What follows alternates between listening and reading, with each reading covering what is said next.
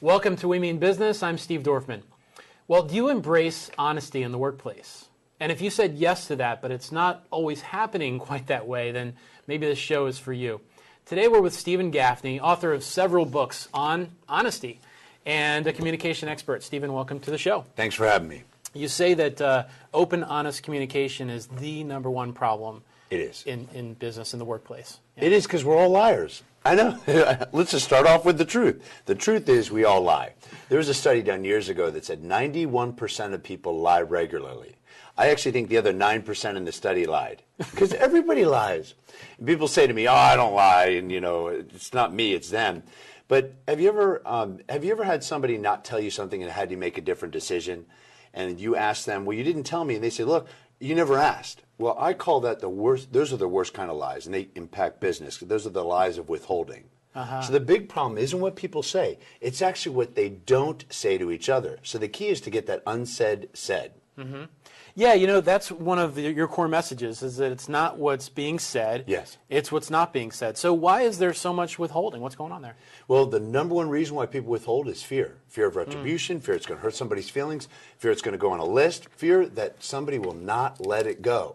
So the key that we all need to do is create safety. Think about it this way. It takes much more psychological energy to keep something inside than to let it go, right? And so we want to tell people, provided it is safe to do so. So what a lot of organizations do is they tout honesty. They have it in the plaques and they got it in this mission statement. But you ask employees and they say, "I don't feel comfortable. I don't feel safe." So the key is for leaders to create a safe environment. And that's from a cultural standpoint in the organization all the way to strategies and tactics. All right. Let's talk about the elephant in the room. All Okay. right. Not that there's an elephant in this room, but you know the expression, the elephant in the room. And for Yes. anybody that's not heard that expression before, it's that big thing that everybody sees and knows about, but they're not talking about it. They're afraid to talk about it. But everybody sees it and everybody knows it's there. So what's going on there, and why? Is it better that we don't talk about the elephant in the room, or I'm guessing you're going to say it's better that we do talk about it? There's no exceptions. We actually do need to talk about the elephant in the room. So, for example, I was working with one key executive, and he had a great team. And they actually did debate, which is one sign that there's an unhealthy organization, is there's little debate, and I call that positive debate, where people are not really discussing the issues. But in this case, they were discussing the issues, but they weren't making key decisions. And so what wasn't getting said is, this is all great discussion, but we're not making a decision. So I asked that executive, "Why aren't you making the decisions?" And what he said was, "Well, I want to build a collaborative nature, in a collaborative environment." Well, that's fine, but it's like circling the airport. Somebody's got to land the plane and make a decision. And you know what's interesting? People would rather a bad decision that they don't necessarily agree with than no decision at all. They want to move forward. How often have you been in a meeting and said, "Would somebody just make a decision, move forward?" And so that's what people get scared of. Then there was another executive I worked with where the issue was that there were two people on her executive team that actually people didn't really like and didn't really respect, but nobody wanted to address that elephant in the room. The good news is once it was addressed, it was completely resolved. Well, speaking of meetings, how can we hold more effective meetings with regard to honesty? What do you mean? Well, a lot of people complain that, Yes. that meetings are just ridiculous. They Yes. aren't structured well. They don't go well. They aren't effective. And so how much of that has to do with withholding or what's not being said? It has everything to do with withholding. But it's funny you bring up meetings. People often say, we don't have meetings because meetings is the problem. That's like saying, I don't drive anymore because there are car accidents. The problem isn't the car, it's the driver. The problem isn't the meetings. Meetings are actually very good to do as long as we're leading the right meetings and we're conducting things key. So what we need to do is create that safe environment and then develop the skill sets to move things along. So there's a lot of ways to do that, but one of the key things, which is surprising, is people don't even start off with the purpose of the meeting. When people walk out of the meeting and think, what was the purpose of the meeting? But again, nobody even addresses it, let alone then decisions and then moving forward. The other thing that meetings don't typically do is they don't capture key action items, and then they don't hold people accountable, which is a big problem in the workplace. Because what's not getting said is, I'm doing my job, but that person isn't doing their job. And we don't hold people accountable. And that's the key. So meetings is not the problem. It's the way we're running the meetings that's the problem. We hear so much about accountability, and I see a lot of people struggle with accountability. And they say, yeah, we want to hold so-and-so accountable and all these people accountable, but then when it comes time to actually holding the person accountable, they don't even know what that is going to look like. I mean, am I going to fire the person if they don't do what we said?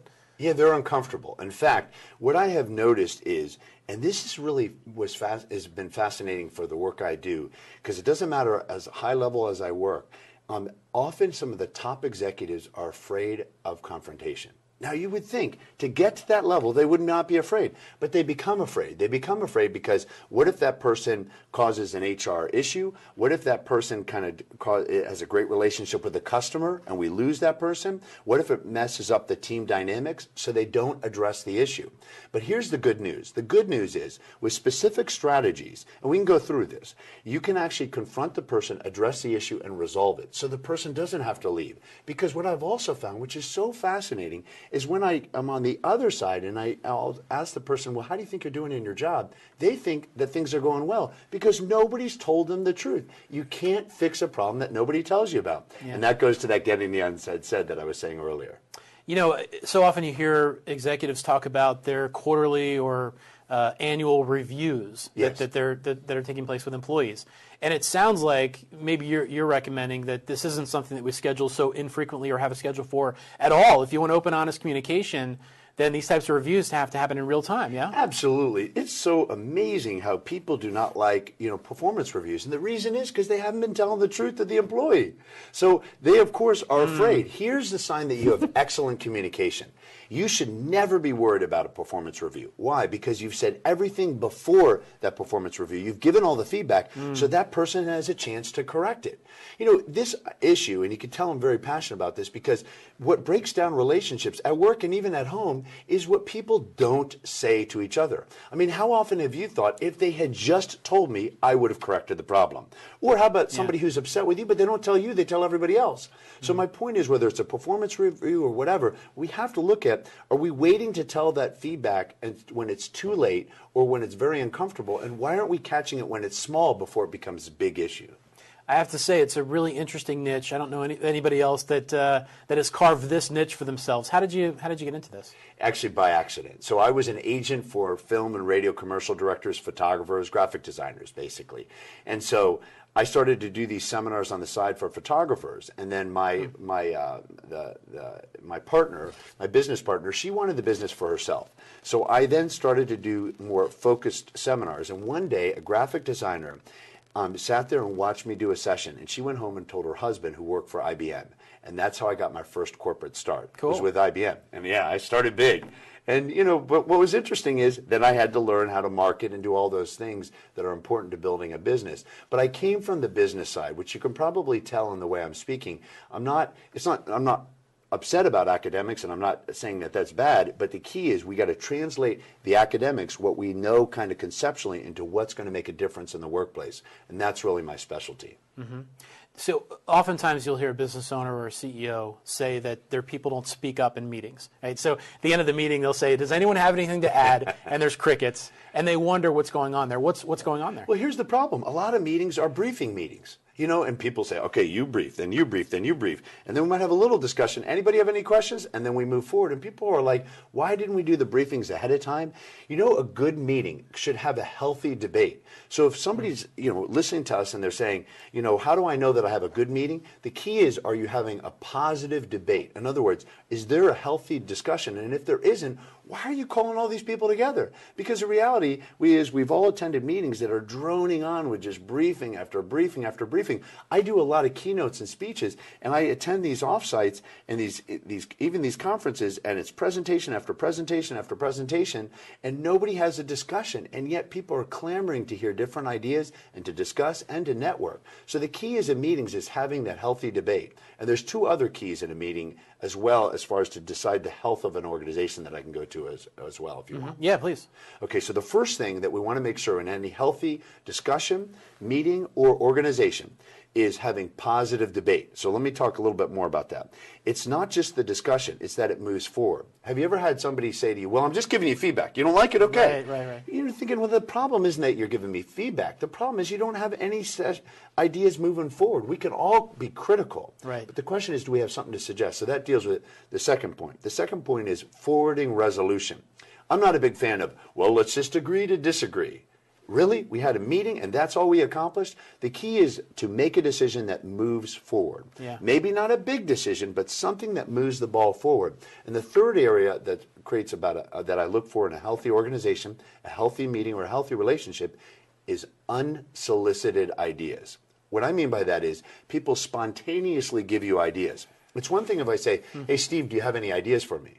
But if we have a healthy organization, you should spontaneously want to give me ideas. Why? Because I have blind spots, you have blind spots. We can't see each other's blind spots. We can't see our own blind spots. So we have ideas for each other that are critical to share. So positive debate, forwarding resolution, and unsolicited ideas. Those are the three keys in looking for the health of an organization. Yeah, it's really good. I used to work for a guy who, he said, if you ever have an issue that you want to bring to the table in these Monday morning meetings, you better have one or two solutions. Otherwise, this is just a complaint session, right? I mean, it's such a good rule to live by. And then in his absence, when somebody else would run the meeting, that wasn't one of the ground rules. Yes. And it was just the Wild West. Yeah, so here's the tricky part. You would think that I would probably be an advocate of what you just said, and I am for the most part, but here's the problem. As a leader, if you say, I only want to hear issues or feedback as long as you've got two ideas, what many employees will do and what many people will do is, well, I don't have an idea. And so they may not share that feedback. So here's the good news, and it came out of my book, Be a Change Champion. What I found out is there are 3 questions that even if somebody complains, you can help them turn it into an idea and hear ideas from them. So you're not dependent on that. Because see, if you say to somebody, only tell me things if you have an idea, they may actually shut down, and that's dangerous in the workplace. Although I'm a huge fan of unsolicited ideas, as we're talking about. Yeah, that's a good distinction to make. So you say that honesty grows a business. Help us connect those dots. Well, it's the key because, and here's what I found out. The way to grow your business is through internal growth. Now, what do I mean by that? It's through internal discussion. See, here's what I found out. By working with these major organizations, but even small organizations, often one hand doesn't know what the other hand is doing. So it's all in silos, or if it's not in silos, people are not working as effectively together. And so what I've done with organizations that has actually helped them really grow is that get them to be improve their internal communication, and then they actually are able to grow. So an example would be the operation department doesn't work effectively with the sales department, or one salesperson or sales area doesn't work effectively with another sales area. But when you get everybody working together, then that energy and that focus and the way they share actually helps the organization grow. Really good. Sometimes in a customer relationship, a ball gets dropped, and do we come clean right away? Like, what's the best path there? We're going to take a break. When we come back, I'll have you address that. You're watching We Mean Business here today with Stephen Gaffney. We'll be back in seconds. Okay, so what would you bring to my company? What do you need? I need problem-solving skills. I got through high school without a car, a phone, or a computer. No college degree, though. Not yet, but life's taught me a lot, and I'm ready for more. Well, you're not the typical kind of candidate that I hire. But you are exactly what I'm looking for.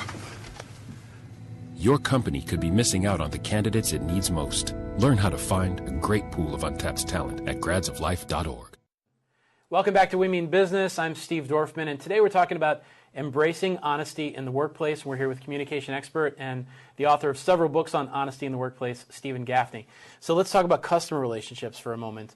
Every once in a while, the ball gets dropped. Maybe more than every once in a while, the ball gets dropped with customers. Should we just come clean right away? Absolutely. Absolutely. There's actually been a lot of studies with people who have just apologized and how people are willing to let it go. In fact, I was reading one piece of research that said that doctors who actually admit problems are less likely to be sued than doctors who won't accept responsibility. Now, I'm no lawyer, and I'm not an expert in the medical community. But what I think that tells us is that people are incredibly forgiving when we actually own up that we make a mistake, and incredibly unforgiving when we will not. Yeah. Now, there is another part. It's not just saying, I'm sorry, because if you ever met somebody who just constantly makes mistakes and said, I'm sorry, and you're like, okay.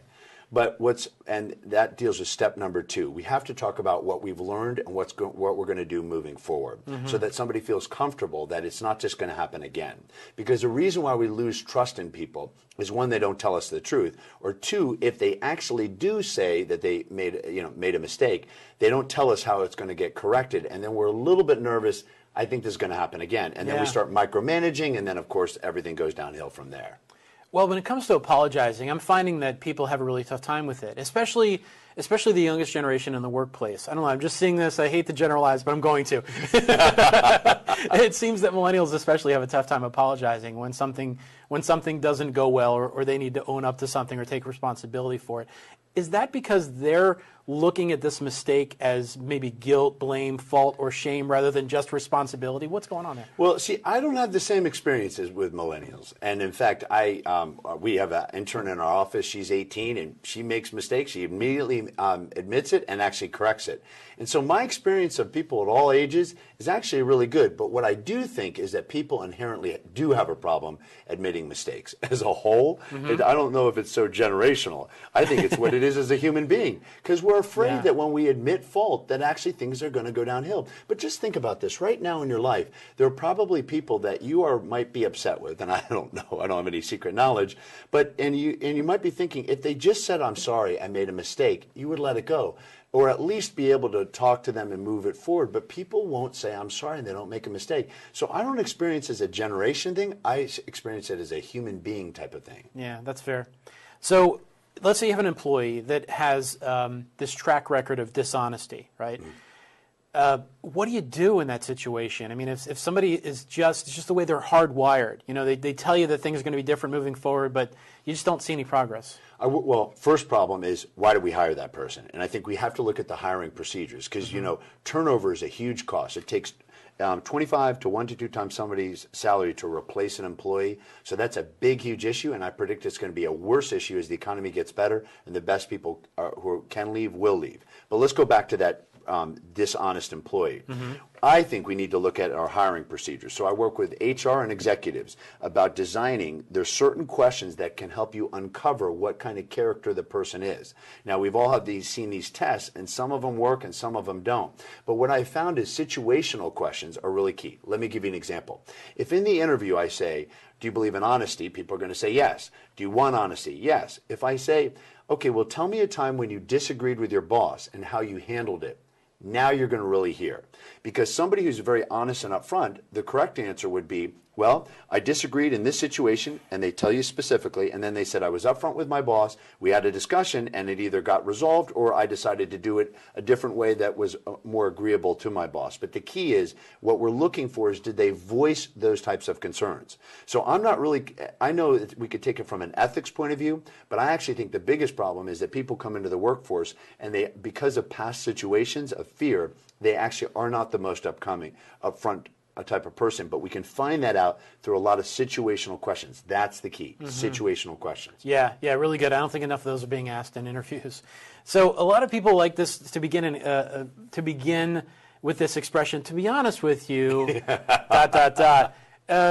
Everybody's got different feelings on that. Some people never even noticed it before, but what's your advice here? I mean, obviously, what there says, "Can I be honest with you?" You're like, "Well, what? Have you been dishonest?" But you know what? I think we're so hard on other people because everybody has these phrases. It's just a way to introduce things, and people are so hung up on certain words. And of course, there is certain things we have to be conscious of. But I think that we sometimes edge on being so worried. We just have to speak the truth. So what do I think about that? What I think is that we should just let the person be. It's their introductory line, not say, "Oh, they've been lying to me." Really? In fact, if there's one thing that I could inject in every organization that would really improve things, and even in people's personal life, is assume good intent. Yeah. Assume good intent. I've been doing this for 20 years, and I've never met an employee who said, "Listen, don't tell anybody, but I'm trying to screw it up here." And people are just trying to do the best job they can. So here's the thing, when they phrase it, or if they're a little bit uncomfortable, or they're stumbling or stammering, or if they send you an email when they should have actually had the conversation, which I agree, at least until you give them that feedback of how you'd like it to be, try to be a little bit more forgiving and teach people how you want the feedback. And don't get hung up on these phrases, because otherwise people will just shut down and they'll say, "See, that person didn't want to hear the truth." In Stephen Covey's 7 Habits book, he effectively is saying that we judge others by their behavior. We judge ourselves by our intentions. So can you speak to that a little bit? Well, yes, because what happens is there's a distinction I teach called notice versus imagine, basically fact versus opinion. And what happens is that people see certain things and then they're quick to judge. An example would be if I notice you were looking at your watch, I might think, oh, he finds me boring. Or if you were looking away, I might say, oh, he's not really focused.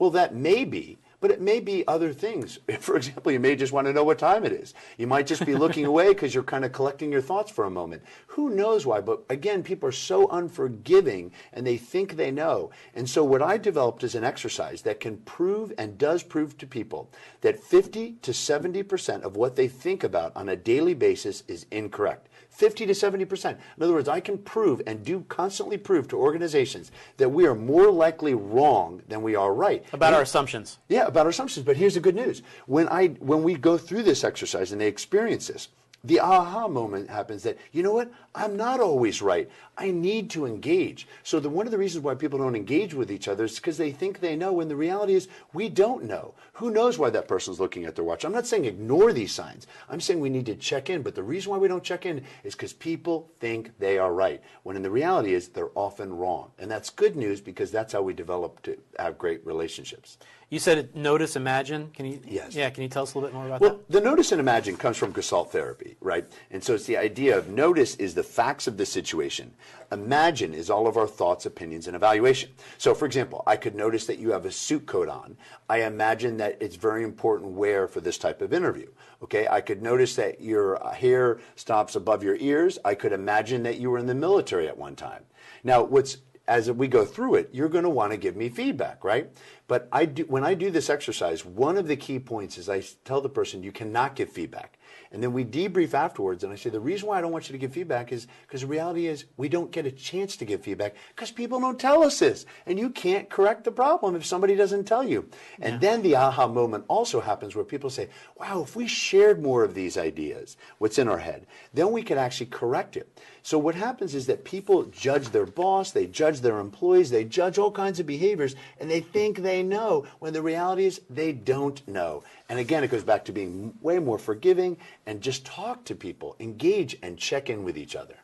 You've got this 21 rules for delivering difficult messages, right? So can you give us a couple of the rules from that? Absolutely. Here's one of my favorites. Never let your silence do the talking. Never let your silence do the talking. You know what worries people is not what people say, it's actually what they leave out. And so what a lot of leaders do is because they're unsure of the situation, they don't share. And they say, well, you know what, I need to find out more. But everybody's clamoring to get more information. What's much better, which is another rule, is to actually have communication in 3 buckets.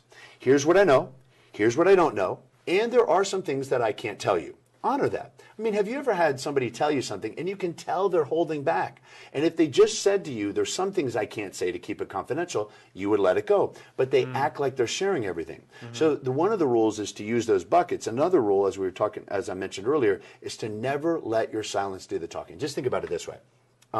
As a parent, often parents will tell me what worries them is not what their children says, it's what their children does not say. What worries us is not what our boss says, it's what our boss does not say. What worries us is not what our employees say, it's what our employees don't say. So if we get that unsaid said and not let our silence do the talking, those are keys. Another one, actually I'll give you a third one. I mean, I could talk all about it because I'm so excited about that booklet because organizations are using that as the basis of content. They bought copies and they're disseminating the information because it makes a big deal. Here's another one. Whenever you have a difficult conversation, always follow up 24 to 48 hours afterwards. Why? Because no matter how well we have a great conversation, what do we typically do? We think, you know what? We start dissecting it afterwards. And then we think of, oh, I should have said this. And why did he say that?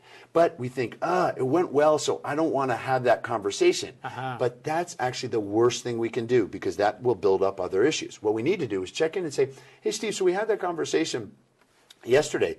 Any kind of thoughts? And I had some thoughts too. I want to have a follow-up question. So the key is to build follow-up. This is even important when executives are launching major messages. They actually disseminate the message, might even have a discussion, but they don't do the follow-up with key personnel and key influencers. And then that's where things go south because people dissect it after they hear it.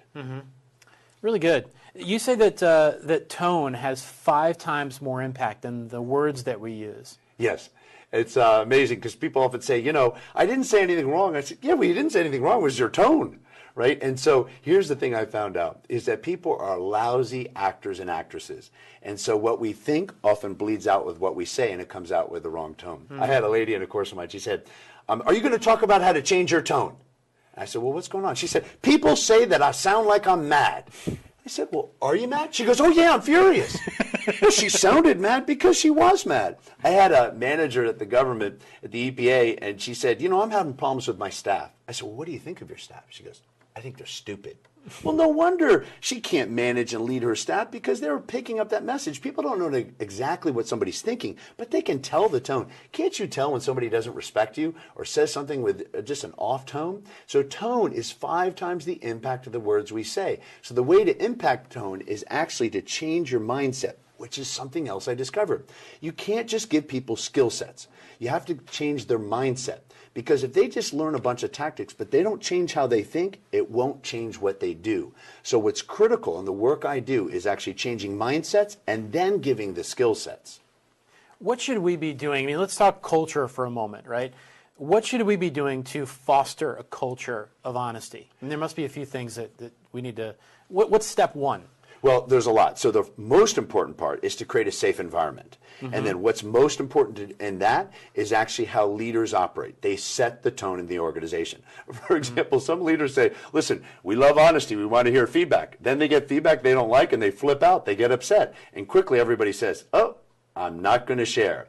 So they actually model certain behavior that actually encourages people to be shut down and withhold. But the good news is there's behaviors that actually create safety, and one of them is to watch the reaction. The other is to actually spend more time listening than talking. The best leaders, the best generals, the best admirals, the best CEOs I've worked with actually spend more time listening than transmitting. And what that does is it really sets the culture. We want to hear things. So there's many key behaviors that leaders need to do, but those are just a couple right off the bat. So does a lack of open and honest communication stifle innovation? We hear so much about innovation and how the best places to work and the most forward-thinking companies and the ones that are going to be sustainable, these are the ones that really embrace innovation. So does the open and honest feedback stifle that innovation? Well, you mean, does it stifle it? Yeah. I mean, does it hurt it? How would it hurt it? I'm sorry, does a lack of open and honest... That's how I was thinking you're going to that. So absolutely, here's the reason why. Is because people have ideas for each other, but they don't share it. For example, I work with a lot of leadership teams, and we do a lot of pre-work. And what we found out is that often one leader or one manager won't confront another person. And I'll ask them why, and they'll say, I don't want to step on that person's territory. And often we're afraid that if I call somebody else out or challenge them, they're going to do that to me, but maybe it's not appropriate. So this goes back to one of those healthy signs, and there are 3 in particular as an organization. We want to have positive debate. So what's critical is people to share ideas, because people basically don't share ideas often because they don't feel comfortable. And sometimes it's because all that they've heard is no. No, that won't work, or no, that's not a great idea. What I teach people to do is say yes and. So instead of saying, for example, no, that idea is not going to work, why not say, yes, I'm willing to consider it. We need to create a business case. Yes, I'm willing to consider it next month when we have a meeting that we can appropriate more time. If I say no, I kill off the idea, and that stifles innovation. So the organizations we work with, we create a whole bunch of behaviors, create that culture of honesty, and then they actually have all kinds of ideas. And remember, the key is unsolicited ideas. So how you know you have an innovative environment is if you have unsolicited ideas. Not when you ask for it, that's obvious, but when people spontaneously give you ideas, then you're on the right track. Very good. Well, to learn more about Stephen Gaffney and open and honest communication in the workplace and all the books that Stephen has written and co-written, you can visit wemeanbiz.tv. Thanks for tuning in. We'll catch you next time.